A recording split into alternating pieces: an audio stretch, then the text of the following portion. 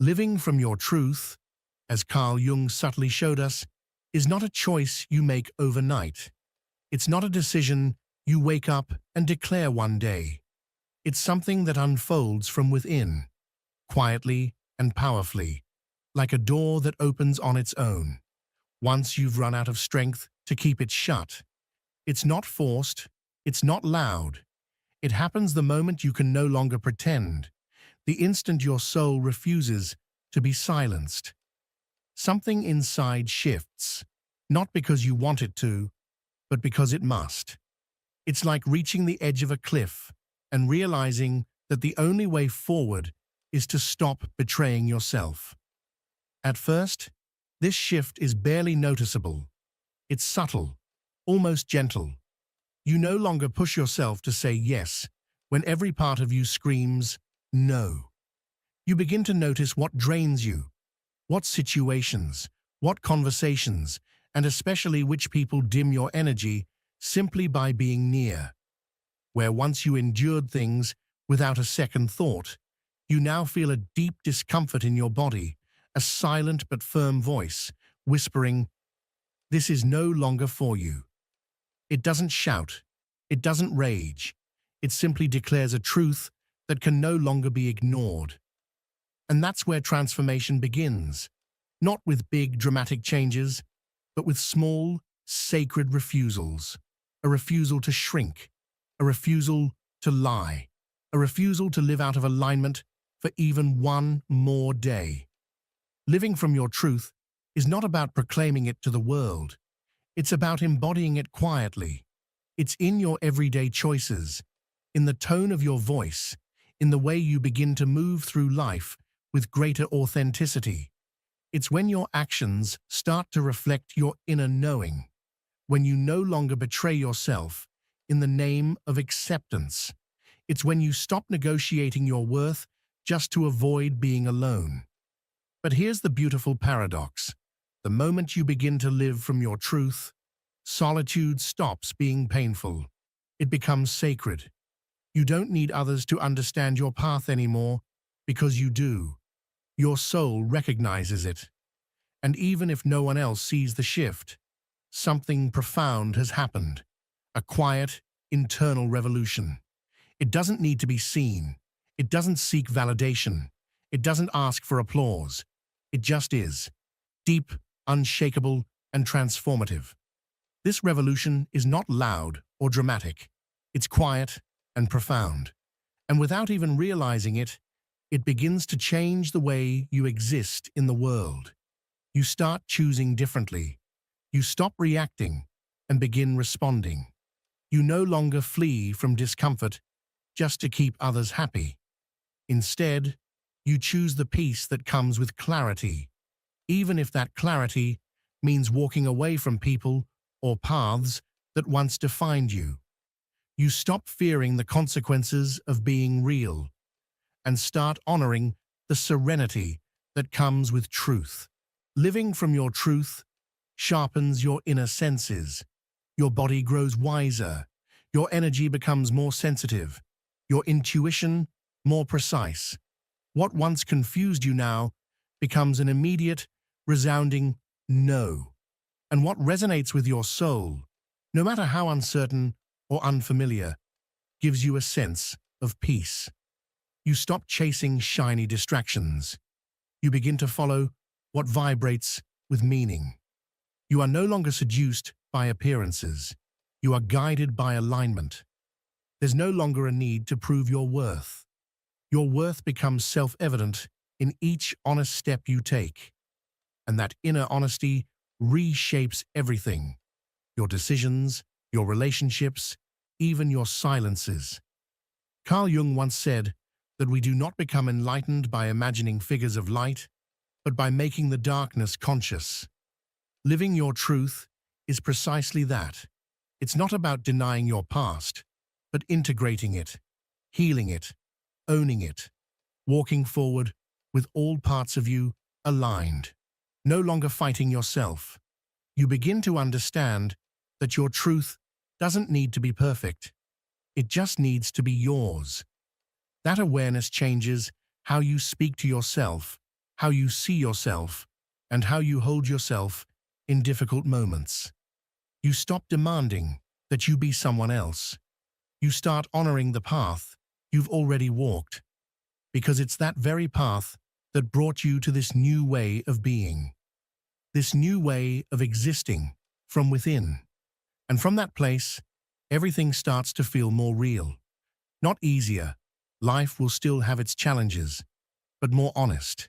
You no longer function on autopilot. You choose with intention. You decide what energy you let into your space. You choose what thoughts you feed, what emotions you nurture.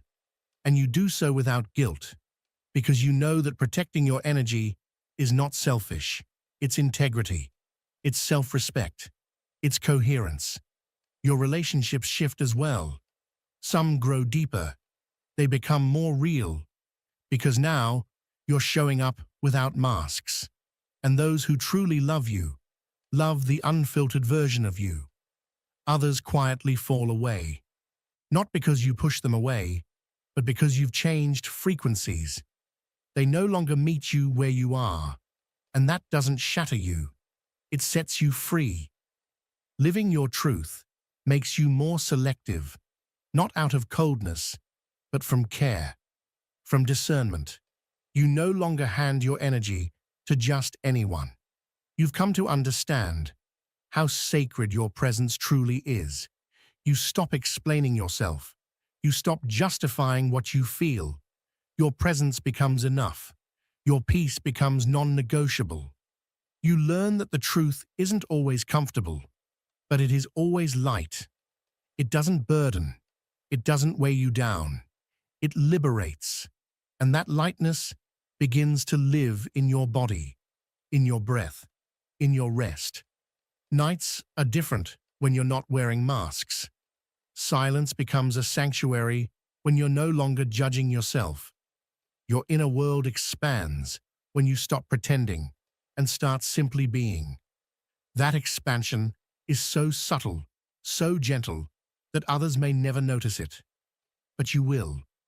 You notice it in the way you speak to yourself when you fail, in the way you hold yourself when no one else does, in the way you stop begging for approval, because you no longer need someone to tell you who you are. You already know. And once you know, everything around you begins to shift. Because living from your truth doesn't just change your inner world. It realigns your outer reality. You stop clinging to places where your soul has already left. You no longer maintain relationships out of habit. You no longer make silent pacts with fear just to avoid discomfort. The clarity with which you now live causes certain things to fall away. Goals that no longer speak to who you are. Routines that once drained you. People who only saw the outdated version of you. And while those losses may seem painful at first, the truth is, you're not losing anything real. You're making space for what's authentic. And when the real finally arrives, it doesn't feel heavy. It feels like coming home. Your energy becomes magnetic, not through effort, not through strategy, but through presence, through coherence.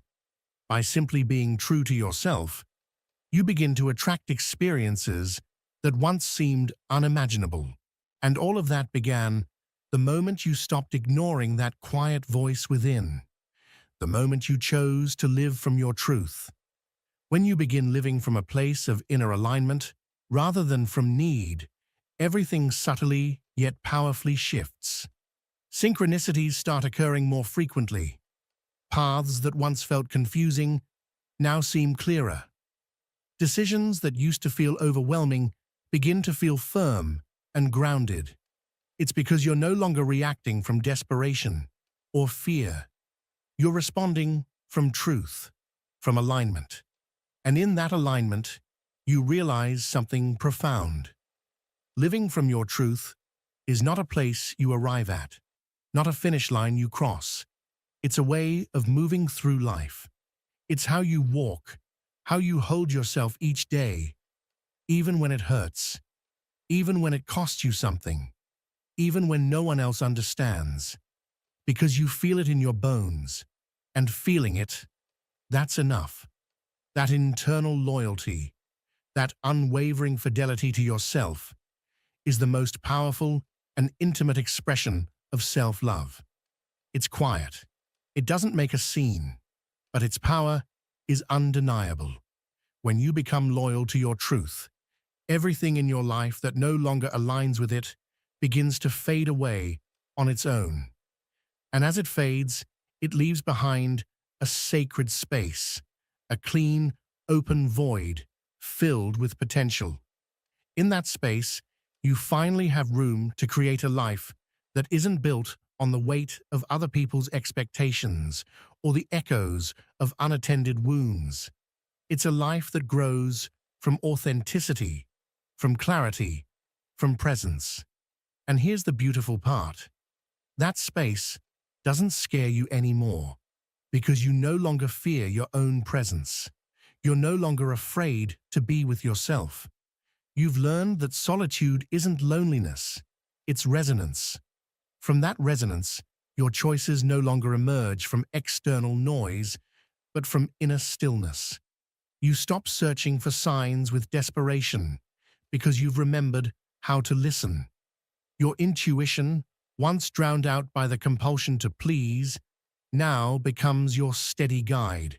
It doesn't scream, but it never hesitates. It leads with calm certainty. Living from your truth doesn't make you perfect. It makes you whole. It means you no longer split yourself into pieces to fit into places that were never meant for you. You stop silencing your voice just to be accepted. You stop acting from fear just to avoid rejection. Because you've discovered the most painful thing isn't being rejected by others. It's rejecting yourself. And that self-rejection no longer lives within you. In its place, there's acceptance, but not a passive or resigned kind. It's a strong, loving acceptance, a deep respect that echoes through the way you speak to yourself, the way you take care of your needs, the way you choose yourself again and again. And when you live from that place, everything around you begins to shift. The world mirrors back what you project from within. And when what you project is authenticity, you stop attracting more of what you used to tolerate. Instead, you draw in people, experiences, and opportunities that resonate with your real vibration. You stop magnetizing the shallow or performative, and you begin to receive what is true, raw, and meaningful. Everything starts revolving around that inner coherence, and with it, your life finds a new rhythm, the rhythm of your soul. You also notice that your creativity begins to awaken, not necessarily to produce art for others, but to shape your own reality from a place of truth. Ideas come to you that never occurred before, because now you're no longer blocking your emotions. When you allow your emotions to flow freely, without repressing them, inspiration rises naturally. You find new ways to express yourself. You say things you used to suppress. You make room for everything your soul has longed to share. Maybe you write, maybe you paint, or maybe you just speak differently to those around you. But it all originates from the same place, the alignment between what you feel and what you do. In that creative coherence, your energy becomes expansive. It reaches beyond you. It not only transforms your own life, but begins to inspire transformation in others. And you don't even try. You don't give advice. You don't preach or teach. You just are. You exist in truth. And your truth becomes a frequency that others can feel, even if they can't name it. You start noticing that people feel safer around you, more open, more willing to look within. And this doesn't happen because of what you say. It happens because you've stopped pretending. And that kind of authenticity liberates. It awakens. It heals. Eventually, you understand that living from your truth isn't just a personal journey, it's a way of serving others, not from sacrifice, but from presence, from the grounded energy of someone who no longer hides. And because you no longer hide, you can hold sacred spaces of truth for others. And when you hold that space, you begin to feel an even deeper connection with everything. Life itself, natural cycles, the present moment. You no longer need things to unfold the way you imagined, because your energy is no longer attached to control. It's rooted in surrender, but not a surrender that weakens you, a surrender that empowers you, a deep trust that your truth will always lead you exactly where you're meant to be, even when the path isn't obvious. A trust that you don't need to move fast, you just need to move in your direction. When that happens, the anxiety quiets, the urge to compare fades, and peace becomes a natural state. Not something you have to fight for, but something you naturally return to. Something else begins to emerge, quietly, yet profoundly. You begin to retrieve parts of yourself you thought were lost. Your laughter becomes more genuine, your voice steadier, your gaze clearer. It's not that you've become someone new, it's that you've stopped betraying yourself. And that loyalty to yourself brings back forgotten pieces of your essence. That's when you realize that living in your truth is not about reaching some perfect, idealized spiritual state. It's a daily practice, a conscious choice made in small moments, in the way you speak honestly, in the way you honor what you need, in the way you release what no longer fits, even when it still hurts. And the most magical part of all is this: the more you live from that real place, the more aligned your entire life becomes. Not because everything becomes flawless, but because you're no longer fragmented. You're in unity with yourself. And from that wholeness, life flows with less resistance and far more meaning. Something else also begins to happen. Your decisions simplify, not because life has suddenly become easier, but because you no longer live in constant doubt. Your energy is no longer split between what you think you should do and what your heart truly feels, because those two forces have finally come into alignment. The endless inner conflict, the tug-of-war between your mind and your heart, has softened. And even though that may seem like a small change on the surface, it frees you from a heavy burden you didn't realize you were carrying for so long. You stop chasing answers in every direction. You no longer search for meaning in every book, every person, or every situation, because at last you realize that the most important answers were never outside of you. They were always within. You no longer need other people's approval to move forward, because your compass no longer resides in their gaze. It lives in your chest. What used to paralyze you, what once felt like a mountain too high to climb, now just becomes part of the landscape. It's still there, but it no longer controls you. You become more agile internally, more fluid, more rooted. You begin to feel, to perceive, to choose, not from impulse or fear, but from a deep clarity that only comes after listening to yourself in moments of deep silence, over and over again, especially in the times when no one else was listening. That kind of clarity can't be explained.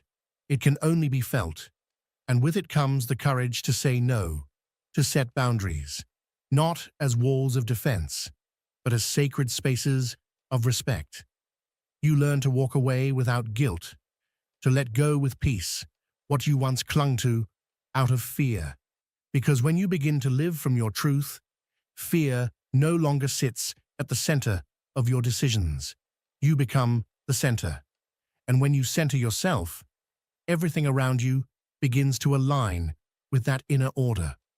Slowly, you begin to discover a way of being in the world that you had never experienced before, a way that feels more serene, lighter, more at peace with who you are. The constant urgency dissolves. The rush to be somewhere else, to be someone else, fades away. It's not that you no longer have goals or dreams. It's just that you're no longer sprinting toward things that were never truly in harmony with your soul. Your inner sense of time begins to shift. You become more present, more intentional, more aware of your words and your actions. You stop reacting and you begin responding with presence, with thoughtfulness. You no longer explode at every bit of chaos outside you, because the storm inside has finally calmed. And that internal peace changes your energy in subtle but powerful ways. People around you notice. Some are drawn to the calm you now radiate, without fully understanding why. Others begin to drift away, quietly, without conflict. And you no longer take that personally, because you understand something deeper now. Truth has its own frequency, and not everyone is ready or willing to tune into it. And that too is okay. You let go of the need to be understood. You release the urge to fight for acceptance. Living from your truth doesn't mean everything is solved or perfect. It means you no longer carry the exhausting weight of hiding who you are. You allow yourself to not have all the answers. You allow yourself to change your mind, to evolve. You even allow yourself to make mistakes without losing yourself in shame, because your worth is no longer tied to perfection. Your value lies in the quiet knowing that step by step you are being true to yourself. Even when the path ahead is unclear, your truth holds you, and that truth becomes your inner home, a sacred place you can return to again and again, even in the midst of chaos, even when everything else around you is shifting. You no longer need to seek shelter in others.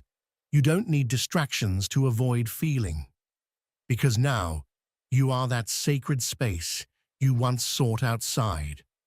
And that changes everything. It transforms your relationship with the world.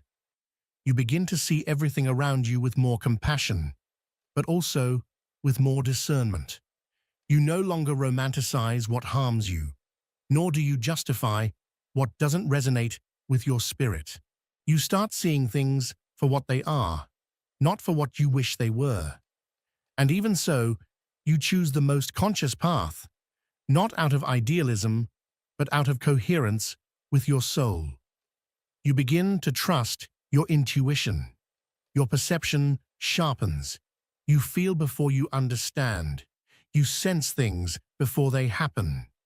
You learn to trust those subtle signals that used to go unnoticed, because now that you truly listen to yourself, you also hear the universe more clearly.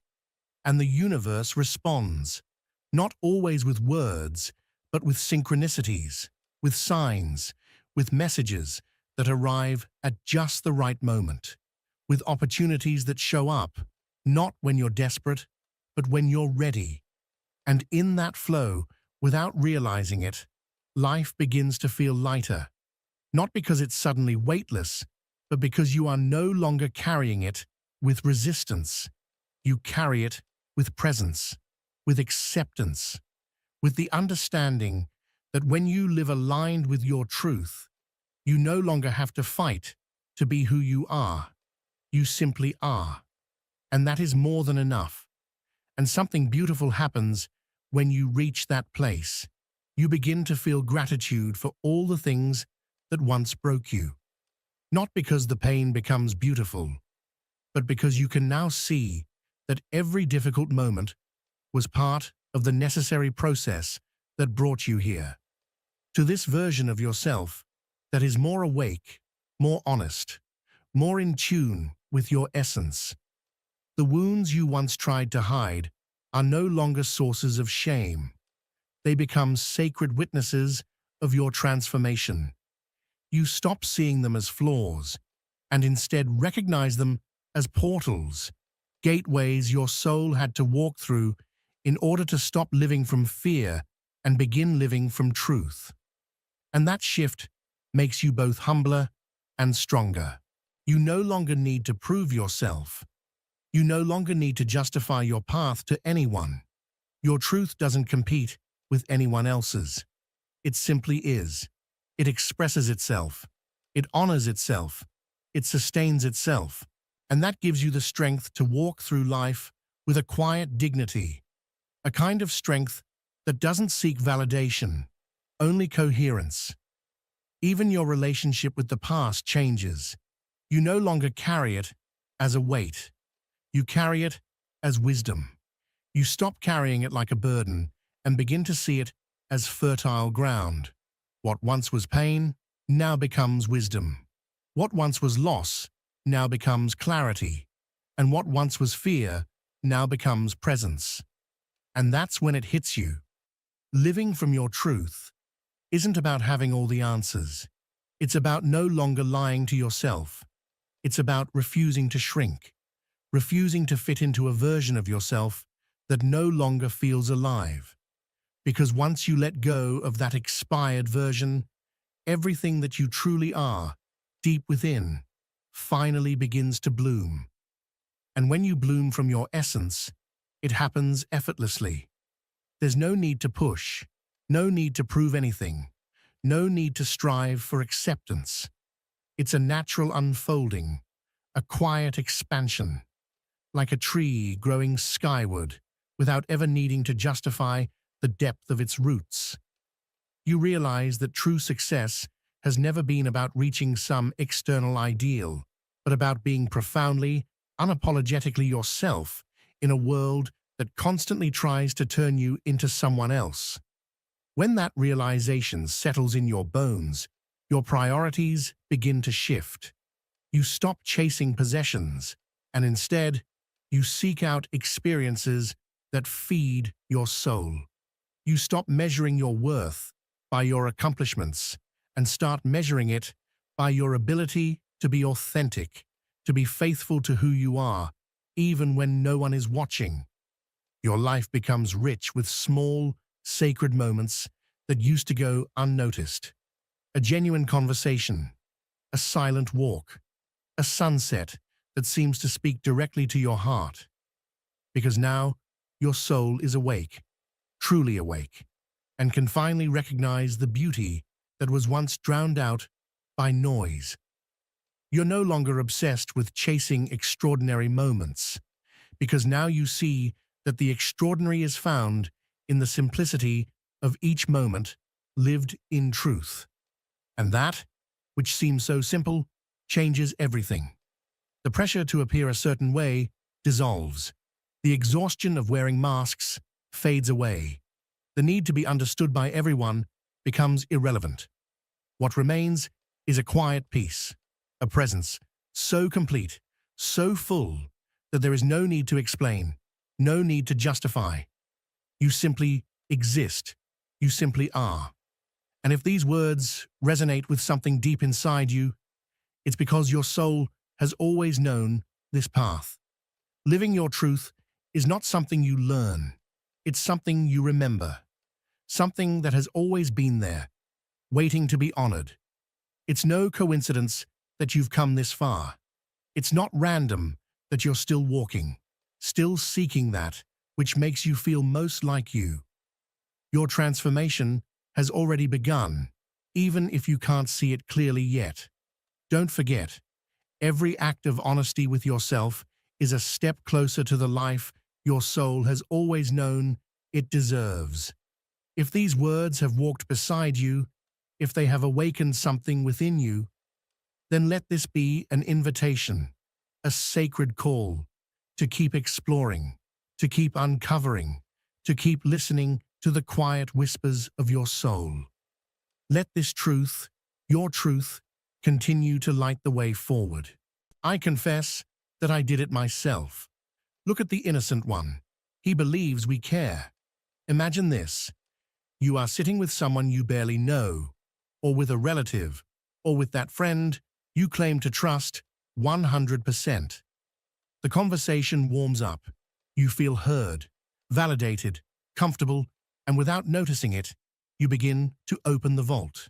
You share what you plan to do, what hurts you, what shames you, what obsesses you, what you secretly love, what you fear losing. In that moment, you feel relief, as if a heavy weight had been lifted from your shoulders. But there is something you do not see inside the other person's mind. Not only are they storing your story, they are unconsciously building a detailed map of how to influence you, how to stop you, how to use you, or how to compete with you. In an innocent world, speaking from the heart sounds noble. In the real world, the world that Carl Jung observed with penetrating honesty, revealing too much of your inner life, is like handing over the blueprint of your own psyche. Carl Jung never literally said, "Do not tell your life," but he made something very clear. Anyone who wants to preserve inner power, self-respect, and psychological freedom must regulate what they reveal. The individual who speaks too much becomes predictable, easy to influence, emotionally exposed. The person who displays everything they think and feel turns into a toy for whoever is listening. Today we are not talking about pretending or becoming an emotionless machine. We are talking about something far more strategic, about the things you should never tell anyone if you want to protect your dignity, your advantage, and your inner peace. Because yes, there are aspects of your life that the world has not earned the right to know. And if you give them away, it is not because you are kind, it is because you do not understand that in the human game, psychic information is power. First, you should never tell anyone your most important plans before they are already in motion. There is a very common naivety, believing that sharing your goals will make you more committed, or that people will genuinely celebrate you and support you without hidden reactions. But reality is different. When you speak about your projects, you activate the ego, the envy, and the silent resistance of those around you. Your plans are like a seed. If you dig it up constantly to show it, it will never grow. Carl Jung understood that what is unconscious reacts to what is revealed. The person who announces everything gives the outer world time to interfere with the inner process.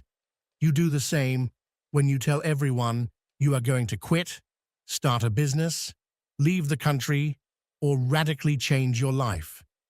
Many will not say it directly, but they will begin to undermine you with comments disguised as concern. And if things go badly, that is dangerous. I know someone who tried and failed. These are not innocent suggestions. They are stones placed on your path with a smile. Besides, when you speak too much about what does not yet exist, your mind falls into a trap. It feels as if you have already done part of the work. You receive premature validation, empty praise, and without realizing it, you lose urgency. Carl Jung would say that transformation must be lived before it is explained. People respect what is embodied, not what is merely spoken. That is why your deepest plans should remain quiet. You owe no one a detailed explanation of your next steps. Those who truly care about you can accept a simple, "I'm working on something. You'll see it when it's ready."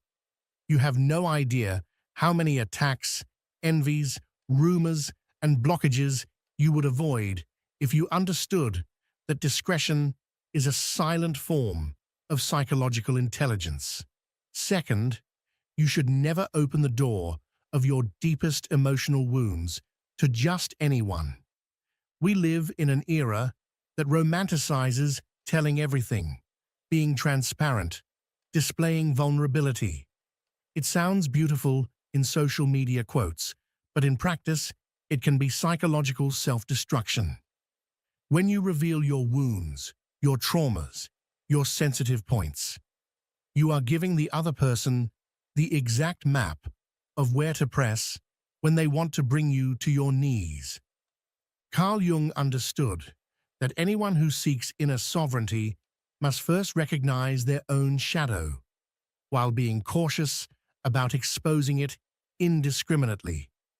You may have moments of openness, yes, but those moments should be reserved for people who have proven, through time and consistent behavior, that they can witness your inner truth without weaponizing it against you. Most people are not psychologically prepared to hold the weight of your inner demons. They will use what you reveal to influence your choices, to manipulate you through guilt, or to attack you when you stop conforming to their expectations. Reflect on how many times you shared something deeply personal, only to have it thrown back at you during an argument like a sharpened blade. How many relationships store intimate knowledge not for intimacy, but for future leverage? How many friends listen to your pain not to help you integrate it, but to feel a subtle sense of power over you, because they know more about your inner life than others do?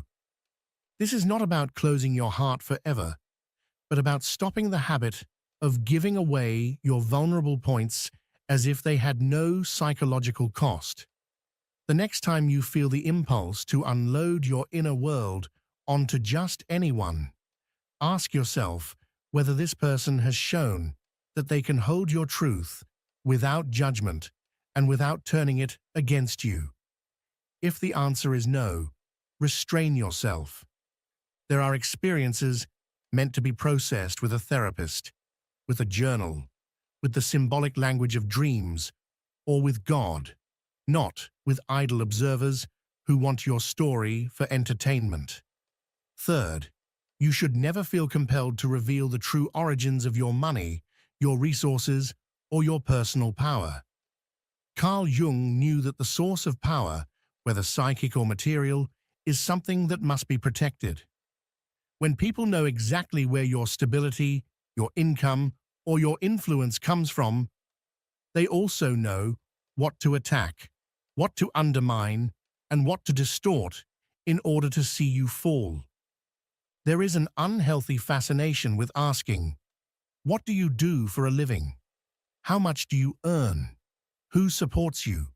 Who finances you? Behind these questions, there is rarely genuine concern. Most of the time, there is curiosity mixed with envy, judgment, and a desire to measure whether you deserve what you have. Explaining in detail how much you earn, how you earn it, who helps you, who lends to you, and where you invest is like placing the keys to your safe on a table at a party full of strangers. Money in the real world is surrounded by projections, resentments, and constant comparison. If people believe you earn too much, they will begin to demand from you, blame you, or treat you as their personal bank. If they believe you earn too little, they will quietly despise you. This is why it is so important to maintain a healthy aura of mystery around your resources.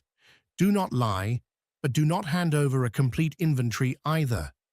Carl Jung would say it is better for others to underestimate you slightly than to fully grasp your true capacity, because that gives you room to move without constant resistance. When you explain everything you do and how you do it, you also expose yourself to imitators, saboteurs, and people who will try to close doors simply because they cannot tolerate the idea of your continued growth. There are questions that can be answered with a simple, I am working, I am building, I am moving step by step. You are not obligated to strip your economic life bare to satisfy someone else's curiosity. Fourth, you should avoid sharing intimate details of your romantic and sexual life, not because it is something shameful, but because this is one of the areas where people become the most cruel, the most gossipy, and the most hypocritical. People love to know who you are with, what was done to you, what you did, whether you were cheated on, whether you went back, whether you cried, whether you endured it. All of that feeds voyeurism, but it destroys your authority and your inner calm.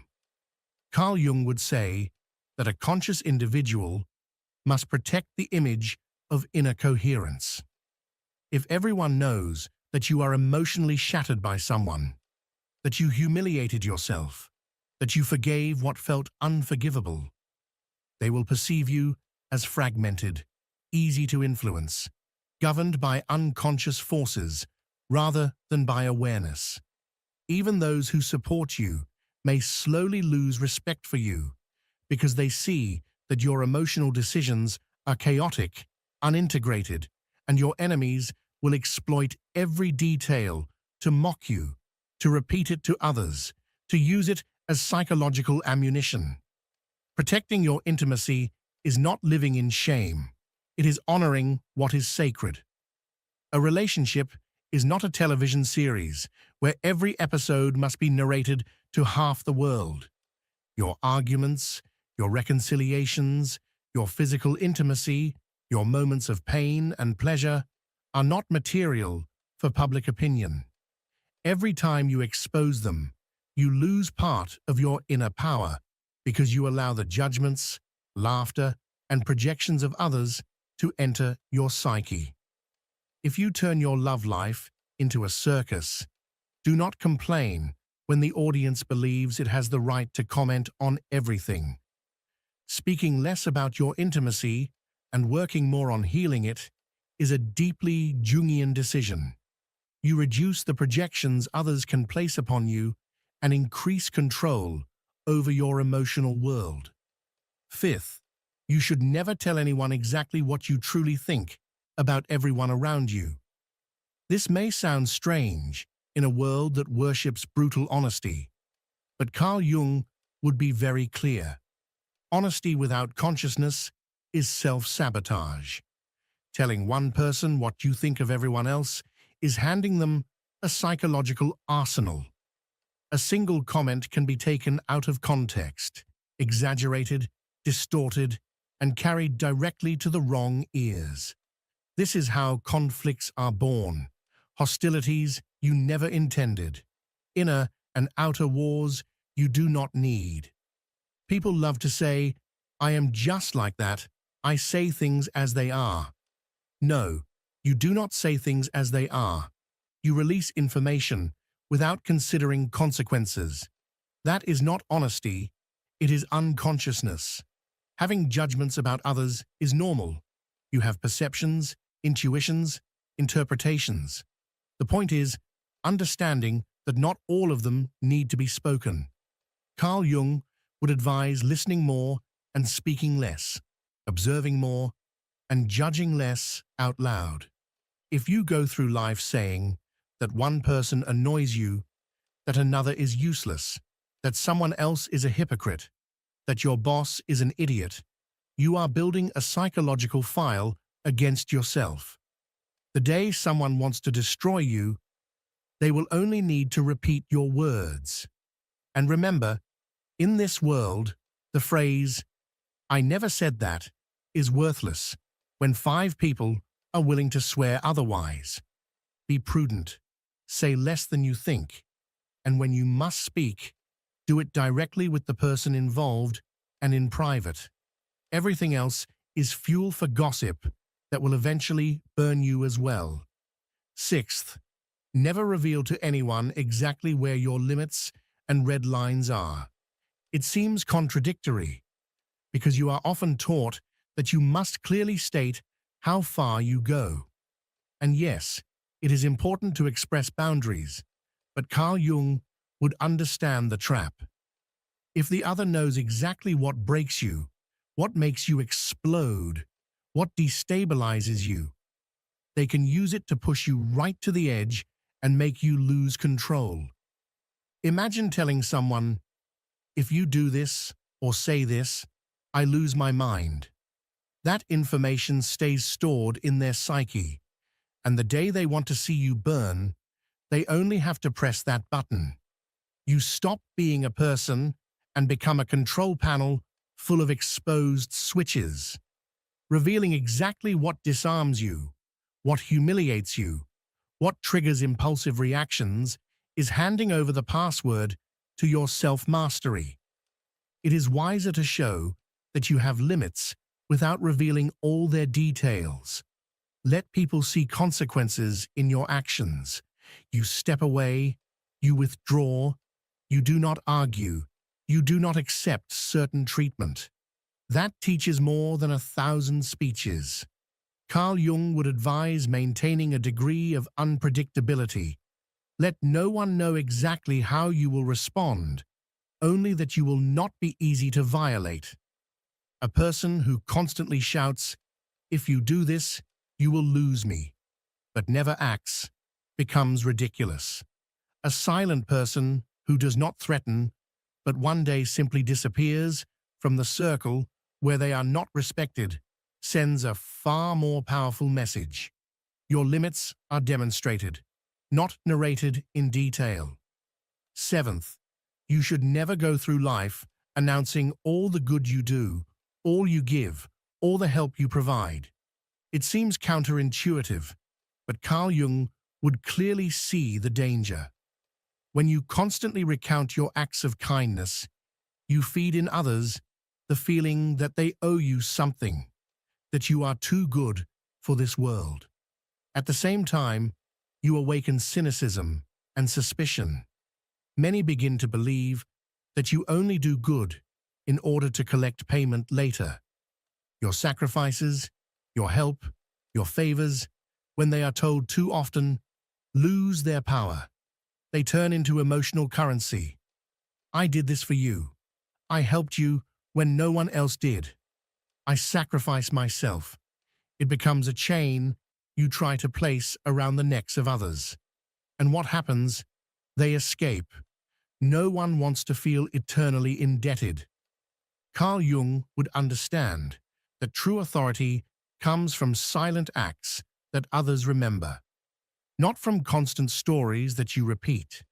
When you help, do it because you choose to, not because you expect the other person to adore you forever. If the other values it, good. If not, you will have gained something more important: clarity about who you share your energy with. And also, if you are not constantly narrating your good actions, no one can use the narrative that you are manipulative or a professional victim. The less you explain what you do from the heart, the freer you become. Kindness, when excessively displayed, stops being virtue and becomes theater. And theater always ends with false applause. All of this can be reduced to a very simple but brutal idea. Not everyone deserves to know your inner world. Not everyone who listens to you is your friend. Not everyone who asks is interested in helping you. Carl Jung would say that people move through projections, needs, insecurities, and ego. And if you want to stop being a victim of those forces, you must learn to filter. Silence is not cowardice, it is strategy. Not explaining your motives is not arrogance, it is protection. Not sharing every detail is not coldness, it is self-respect. The more selective you are with what you share, the clearer it becomes who is with you for who you are and who only wants to use what you know, what you feel, or what you possess. You may ask yourself then, who do I talk to? Who do I show myself to? The answer is uncomfortable. To very few. To those who have shown over time that they can keep a secret even when they are angry with you. To those who do not use your vulnerability as currency. To those who show actions, not just beautiful words, and sometimes the person you most need to talk to is yourself. Writing, reflecting, praying, thinking in silence. The system does not want you to think. It wants you to speak, to expose everything, to publish everything. to give away your data, your story, your fears, and your desires. Because a person who fully undresses psychologically is easy to direct. A person who thinks, who holds back, who carefully chooses what to reveal, is dangerous. If you have made it this far, you are probably already seeing moments in your life where you spoke too much, where you shared things you now wish you had kept to yourself. Do not blame yourself. Most of us were trained to believe that being a good person means telling everything, explaining everything, justifying everything. But from today on, you can choose another way. You can decide that your plans are built in silence, that your wounds heal with wisdom, that your resources are protected, that your intimacy is honored, that your opinions are measured, that your boundaries are demonstrated, and that your kindness does not need spectacle. That does not make you cold. It makes you conscious. And in a world where many lose through unconsciousness, learning to remain silent about certain things is one of the deepest forms of freedom. And before closing, remember this: you are not obligated to explain your life to anyone. Those who respect you will also respect your silence. Those who only want you for what you can tell them will disappear when you stop feeding them information. That is fine. Let them go. Your story, your pain, your victories, and your plans are not free entertainment. They are your inner kingdom. Protect it. If this message made you think, if it reminded you that speaking less is sometimes the most powerful way to reclaim your life, then do not leave it here. Subscribe, comment, and share this video if it resonated with you. And if you feel this type of content is helping you awaken, consider joining the channel membership to access deeper material and continue strengthening this community of conscious individuals. Because as Carl Jung would say, in a world where everyone speaks too much, true power belongs to the one who understands the value of silence. The difference between those who achieve everything they set out to do and those who remain trapped in mediocrity does not lie in intelligence, education, or the opportunities they had at the beginning of their lives. The true difference resides in one single thing. Successful people constantly think about what they desire, while average people spend 80% of their time thinking about what they fear, what stops them, and everything that could possibly go wrong. And here lies the most powerful truth you will hear today. Whatever you constantly think about expands in your life. If you dwell on your problems grow.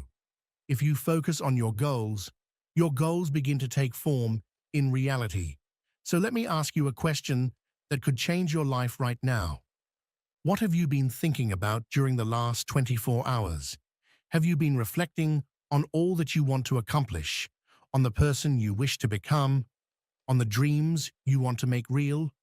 Or have you been replaying your worries, your fears, and the reasons why you think you cannot move forward? Because as Carl Jung taught, your life moves unavoidably in the direction of your most dominant thoughts, not toward where you hope to go, not toward where you say you want to go, but toward where your mind is truly focused, each day, each hour, each minute. There is a mental law that Jung explored for decades, as immutable in the psyche as gravity is in the physical world. It is the law of concentration, and it says, whatever you focus on grows and expands within your experience. It is entirely neutral. It does not judge whether your thoughts are good or bad for you. It simply operates. If you focus on scarcity, you will experience more scarcity. If you focus on abundance, abundance will begin to flow toward you. If you focus on your limitations, they will become more solid and real. But if you choose to focus on your possibilities, those very possibilities will start to manifest in ways you cannot yet imagine. Let me share something that happened to me many years ago when I was a young man, completely broke, with no formal education, working in menial jobs and sleeping in my car because I couldn't afford rent. One night, while washing dishes in the back of a small hotel, I asked myself a question that changed my life. Why are some people more successful than others? I couldn't understand why some individuals seemed to have everything while I struggled each day just to survive. I began reading everything I could find on success, psychology, and the human mind, and I discovered something extraordinary. Successful people were not necessarily smarter than I was. They didn't have better opportunities. Many had even started with less than I did. But there was one crucial difference. They thought differently. When you are young and struggling, your mind naturally gravitates toward your problems. You wake up thinking about your debts, your lack of money, the people who disappointed you, the doors that have closed. And the more you think about these things, the larger they become. It's as if you are watering the weeds in your garden instead of the flowers. The weeds spread and eventually cover everything. Successful people do the opposite. When they face a problem, they acknowledge it, but they immediately redirect their attention toward the solution. They do not ignore reality. They simply choose to focus on what they can control, not on what they can't. They think about their goals, the steps they must take, and the person they must become to reach those goals. And something extraordinary happens when you make this mental shift. Your mind begins to operate like an automatic guidance system. It starts noticing opportunities that were always there, but that you couldn't see before because your mind was busy elsewhere. Now, I want you to do something with me. Think about your greatest goal, that dream you might have hidden deep inside your heart because you've been afraid to admit you truly want it. Do you have it in mind? Good. Now reflect on this. How much of your day do you spend thinking about that goal, compared to how much you spend thinking about why you haven't achieved it yet? About the obstacles, the limitations, the excuses? If you are like most people, you probably spend 90% of your mental energy on the negative and only 10% on the positive. And then you wonder why you aren't moving forward. One of the most fascinating truths Carl Jung revealed is that your unconscious mind cannot distinguish between a vividly imagined experience and a real one. If you imagine yourself achieving your goal with enough intensity, emotion, and detail, your unconscious accepts that image as an instruction and begins working tirelessly, day and night, to bring it into your reality. But here's the problem. It works both ways. If you spend your time imagining what could go wrong, reliving past failures, or replaying painful conversations, your unconscious also takes that as an order and works to create more of the same. I've seen this happen countless times. Once, I met a man who came to one of my lectures. He was 52 years old, stuck in a job he hated, trapped in financial struggle, and convinced that his best years were behind him. He told me, "It's too late for me. I've wasted my life." I asked him the same question I'm asking you now. What do you think about most of the day? He looked at me, confused, and said, "My problems, my debts, my mistakes, all the chances I missed." And I told him, "That's exactly your problem. You've turned your problems into your full-time occupation. You are spending more mental energy on your problems than most people spend building a successful life."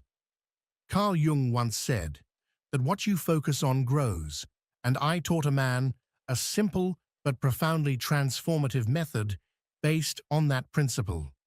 I told him, from this moment on, every time you catch yourself thinking about your problems, you'll take a 3-second mental pause.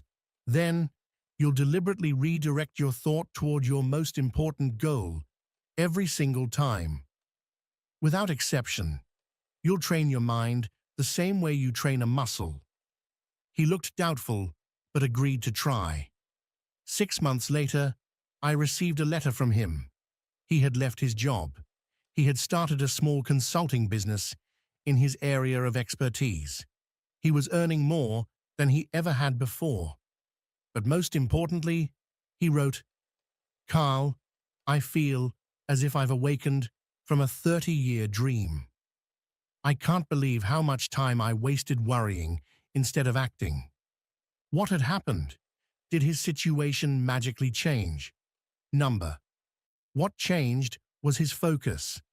When he began to think continuously about what he wanted instead of what was holding him back, his energy shifted. His creativity awakened. He began to see opportunities, to take different actions, to attract different people into his life. Everything changed because his thinking changed first. Now, let's discuss something most people fail to understand about focused thought. It's not enough to occasionally think about what you want. You can't think about your goal for 5 minutes in the morning and then spend the next 16 hours thinking about your problems and expect results. It must be constant. It has to become your dominant mental habit. And here's how you do it. First, you need absolute clarity about what you truly want. And when I say clarity, I mean that you can describe it in such vivid detail that you could paint it on a canvas. Most people have vague desires. I want to be successful. I want more money. I want to be happy. That's not enough. Your mind needs a specific, measurable target with a clear deadline.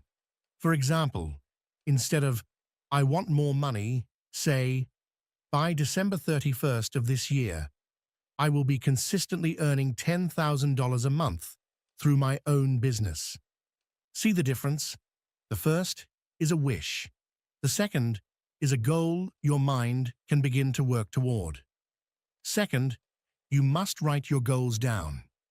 There's something almost mystical that happens when you put your goals on paper. The physical act of writing activates different parts of your brain. It makes your goal tangible. It takes it out of your head and places it in the real world. And here's something I've shared for years. Write your goals every single day.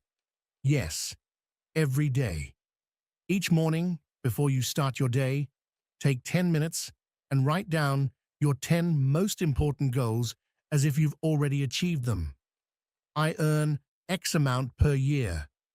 I weigh X amount. I have wonderful relationships with my family. My business generates X in revenue. Doing this programs your subconscious mind and activates the reticular activating system in your brain so that you begin noticing everything that can help you achieve those goals. Third, visualize your goals as if they've already happened. Olympic athletes do this constantly.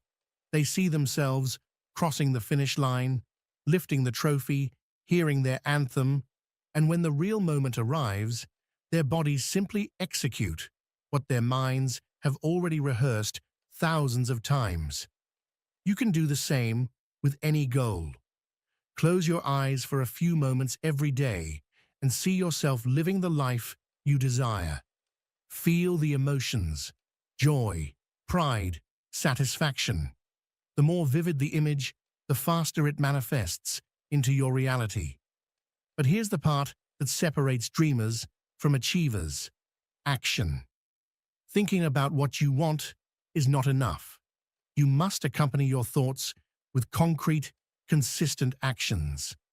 Every day, ask yourself, what is the single most important thing I can do today to move closer to my greatest goal? then do it. It doesn't matter how small the step is. A small step in the right direction is worth more than 1,000 days of worry and planning without action. I've met people who spend years preparing to start. They wait for the perfect moment, the ideal circumstances, the feeling of complete certainty.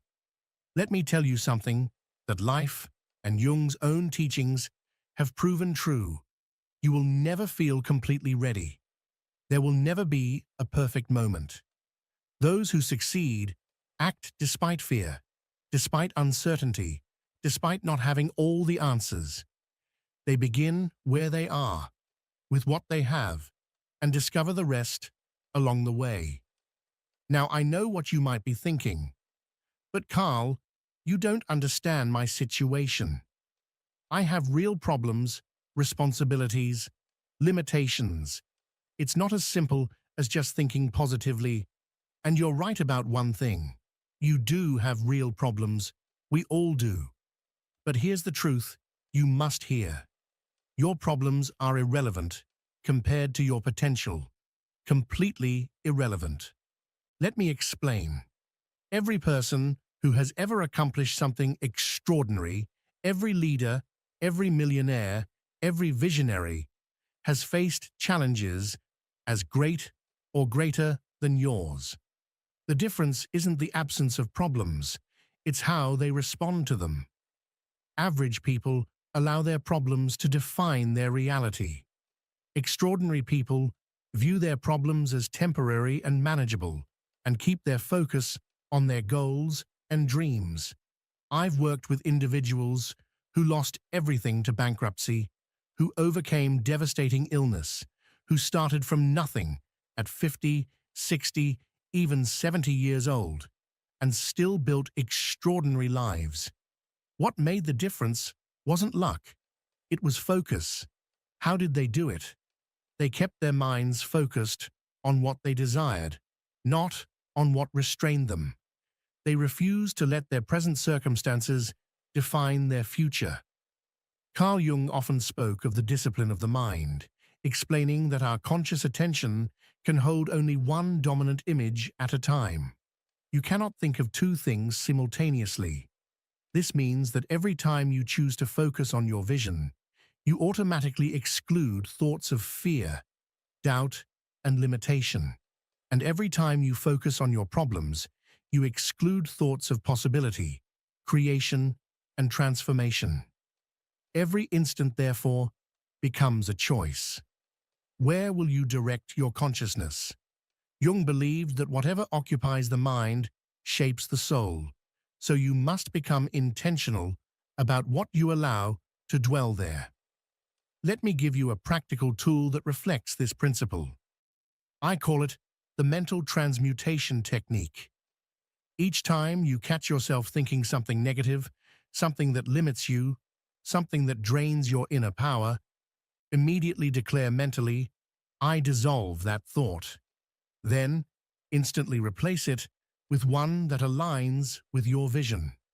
For example, if you find yourself thinking, I don't have enough resources to begin, cancel that thought and replace it with, I am discovering creative ways to attract everything I need.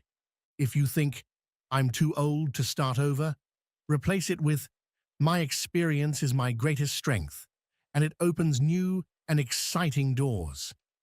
At first, this will feel unusual, almost artificial, but if you practice it for 21 consecutive days, it will begin to form a new psychic pattern within you.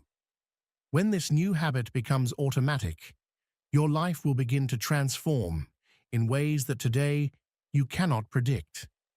Jung would say that you are reprogramming the unconscious, shifting from the language of fear to the language of possibility. Now let's explore something few truly understand. The quality of your life is determined by the quality of the questions you ask yourself.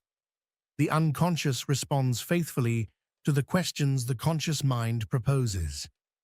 People who remain stagnant usually ask themselves questions rooted in defeat. Why do bad things always happen to me? Why can't I succeed like others? What's wrong with me? And their minds, being obedient servants, offer abundant answers that reinforce their misery. But individuals who grow ask entirely different questions. How can I evolve faster? What lesson hides within this challenge? What power within me needs to awaken now? Who can mirror my growth? Such questions lead the psyche towards solutions, creativity, and expansion. I want you to practice this throughout the week. Each time you face a challenge, instead of asking, "Why me?" ask, "What part of me is life trying to awaken through this experience?" That simple shift in inquiry will alter your entire perception of existence. There's another profound truth, Jung observed, among those who transcend themselves. All of them live with a forward orientation. They imagine who they wish to become, not who they were. They hold a vivid image of their future self and allow that image to guide every present decision. In contrast, those who suffer remain trapped in the past, reliving old wounds, resenting lost chances, and blaming others for their condition. Jung reminded us that what you resist persists, meaning that by constantly revisiting your pain, you unconsciously recreate it. Your past has no power unless you continue to feed it with your attention. It does not matter what happened 1 year, 5 years, or 20 years ago. It does not matter how many times you failed or how many doors closed. All that is mere history. The only thing that truly matters is what you will do with the time still ahead of you. And that begins with choosing to focus on what you can create, instead of mourning what was never built. I have met people from all imaginable backgrounds. Some rose from deep poverty and created abundant lives. Others overcame destructive addictions. Some were rejected by those they loved and yet went on to build profound, nurturing relationships. Many failed dozens of times before finding purpose. The common thread among them all was this: they consciously decided to stop feeding their limitations and began to nourish their possibilities. Now let's speak about something Jung would call the principle of psychic momentum. When you focus your mind consistently on a clear goal, something extraordinary happens. At first, it seems as if nothing changes.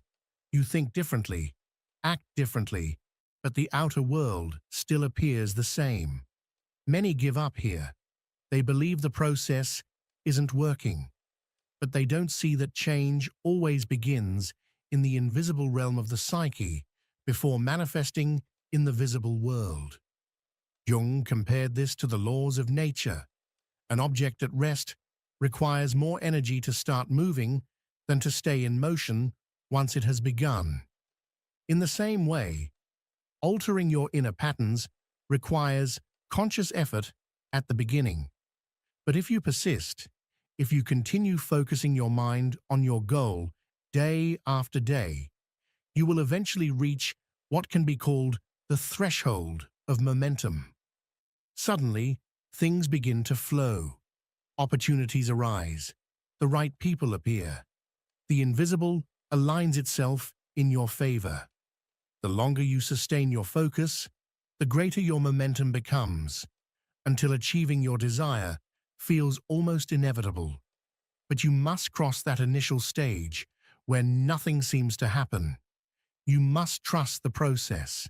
You must keep your consciousness fixed on your vision, even when external evidence is missing, because here lies the hidden truth.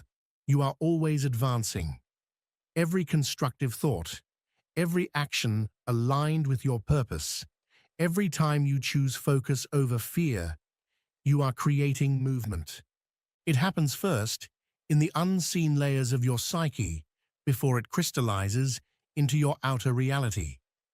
Jung often said that the world you perceive is the reflection of the world you build within. Let me share a story that embodies this. Years ago, I met a woman of 47. She was a single mother of three, working two exhausting jobs just to survive, yet she carried a silent dream of becoming a writer. Each time that dream arose, her mind attacked her with reasons why it was impossible. She had no time, no money, no connections, too many responsibilities, and too many past failures. So her dream stayed buried beneath the rubble of excuses her own mind had constructed. One day, after listening to a lecture on self-realization inspired by Jung's teachings, she decided to apply a single principle. Stop thinking of all the reasons why she couldn't write and start believing that she already was a writer, that her book already existed somewhere in potential form, waiting for her to call it into being.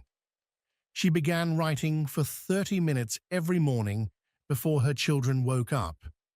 She stopped telling herself she had no time and instead said, "I am a professional writer working on my next book." She stopped focusing on her lack of connections and began to affirm, "The right people will appear to help me publish my work." 18 months later, she finished her first book. 2 years later, she signed with a literary agent. And 3 years after our first conversation, her book was published by a respected company. And here's the most beautiful part. When I asked her what made the biggest difference in her success, she said, "Carl Jung, the only difference between who I was 3 years ago and who I am now is what I chose to think every single day. That's it. I changed my thoughts and my life transformed." That's the pure and simple truth. It's not complicated. It doesn't require extraordinary resources. You don't need special titles, powerful connections, or large amounts of money to begin. You just need to take control of your mind and direct it deliberately toward what you wish to create. Now, I know some of you may be thinking, "But this sounds a lot like positive thinking, and I've tried that before. It didn't work." Let me make something very clear. I'm not talking about shallow optimism or pretending everything is fine when it isn't. Jung would say that ignoring your shadow never leads to transformation. I'm speaking of something far deeper and infinitely more powerful: the conscious reprogramming of your mind, combined with massive, consistent action. The difference is this. Positive thinking says, "Everything is fine, just be happy." Jung's teaching would say, "Acknowledge where you are, understand the darkness within you, and then decide where you want to go." Focus your mind relentlessly on that vision, and take daily, deliberate action to bridge the gap between your current reality and your desired one. It's proactive, not passive. It's intentional, not wishful. And here's another truth you must understand. When I say to think continuously about what you desire, it doesn't mean fantasizing or daydreaming all day long. It means having such crystal clear clarity about your goal that it informs every decision you make, every action you take, every word you speak. When an opportunity presents itself, your first question becomes, "Does this bring me closer to my goal or take me further away?" If it brings you closer, you act. If it moves you away, you decline. It's that simple. Unsuccessful people make decisions based on their moods, on what feels easy, or on what others expect from them. Successful people make decisions based on their purpose and values. They keep their goals at the forefront of their minds so that every choice passes through that inner filter. Think of your mind as a garden. For most people, their inner garden is overrun with weeds, worries, doubts, fears, resentments, guilt, insecurities. These weeds have grown wild for years, perhaps decades, and then they wonder why their lives don't bloom. But just as a gardener tends to the soil, you must tend to your psyche.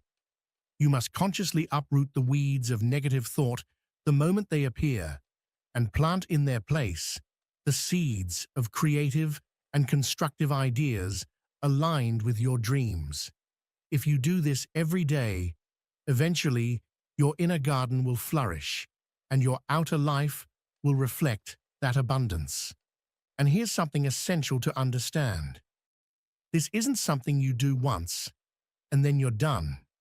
It's a lifelong process. Even after years of awareness, your mind will still try to return to old patterns of fear and self-doubt. Jung taught that the unconscious always seeks expression, and if you do not make the unconscious conscious, it will rule your life and you will call it fate. So each day, you must choose again to direct your mind, to nurture it, to pull the weeds, and to plant new seeds. Because transformation is not a single act. It's a continuous awakening of consciousness. The difference is that with practice, you become faster at recognizing those thoughts and redirecting them. It becomes like a reflex. You think of a problem for a second, and automatically your mind begins to search for a solution. Someone tells you something is impossible, and instantly a new question rises within you. How can I make this possible? It's a mental muscle that grows stronger through consistent use. Now let's speak about the power of association. The people you spend time with, the conversations you engage in, and the content you consume, all of these deeply shape your inner world. Carl Jung taught that the psyche is profoundly influenced by its surroundings, that the collective consciousness seeps into the individual mind.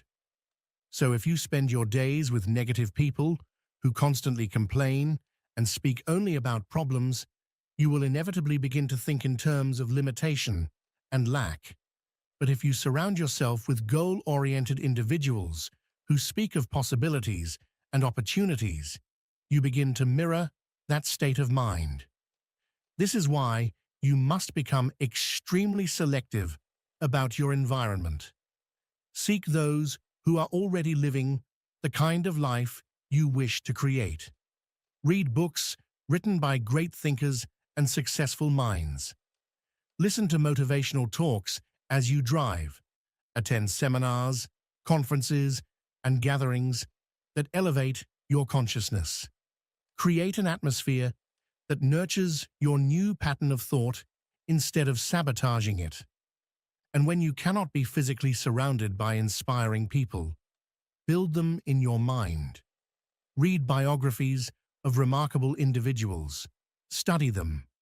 Observe how they thought, how they faced their challenges, how they rose after failure.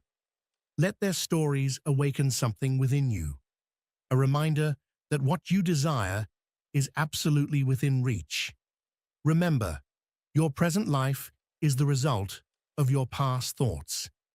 If you are dissatisfied with where you are, it's not because life has been unfair, but because your mind has not yet been trained to think differently. But here lies the beauty of it. You can change your future by changing your thoughts, starting today, in this very moment. You don't need to wait for external circumstances to shift. You don't need more money, more time, or more education to begin. You can start exactly where you are by taking control of your mind. So let me leave you with this today. Right now, make the conscious decision that from this moment on, you will think continuously about what you want, not about what holds you back. Every time your mind begins to wander toward fears, problems, or limitations, you will redirect it toward your goals, your dreams, your possibilities. Each day, you will write down your goals. Each day, you will visualize yourself achieving them. And each day, you will take at least one small step, no matter how small, toward what you truly desire. If you do this, if you fully commit to this inner transformation, I assure you that in 6 months, you won't recognize your life. In a year, you'll be living in a completely different reality. Because when you change your thoughts, you change your life. It is a law, inevitable, absolute, and unbreakable. Do not let another day pass, living by default, allowing fear or circumstance to dictate your experience. Take command of your mind, direct your thoughts, build the life you truly wish to live. And if this message resonated with you, if even for a moment you felt that spark of truth, then subscribe to this channel right now. Turn on the notification bell so you don't miss any new videos, because I'll continue to share with you the tools, principles, and insights that will help you reach your highest potential and create the extraordinary life you deserve. Remember, you are just one decision away from transforming your entire existence. The decision to think differently, to focus on what you want instead of what you fear, to act in spite of doubt, to persevere despite obstacles, and to believe in yourself even when no one else does. Decide now.